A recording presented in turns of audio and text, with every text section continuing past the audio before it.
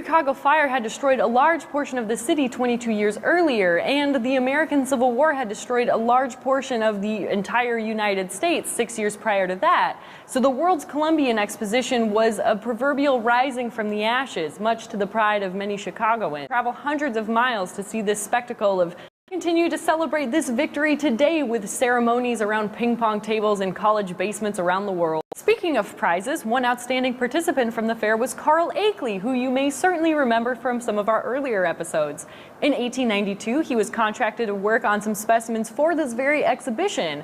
Around that time, he was jonesing to move on to some bigger and better things, and it was in 1895, 2 years after the fair officially closed, that he was finally hired to become the Field Museum's first chief taxidermist. In addition to fostering goodwill and happy feelings for America's industrial age and new novel concepts of sanitation, displays devoted to economic botany boasted. I should probably emphasize here that the fair was probably the most significant cultural and educational event in some people's entire lives at that point. The World's Fair was organized during a time in America's history when Eurocentrism prevailed in the upper class. Today we heavily focus on working with various cultural groups in order to co-curate collections. In these objects we see reflections of schools of thought from the latter part of the 19th century. Things like meteorites weren't fully understood. One of these, even though specimens may come up at auction, researchers tend to value them in terms of their historical, scientific, or cultural value rather than assigning arbitrary market values. All of these items were brought together underneath one roof. It was plain to see that limits and boundaries needed to be placed on the collection and exploration of our natural world before things went totally out of control. Only until September 7th, 2014, so make sure you come see them before then,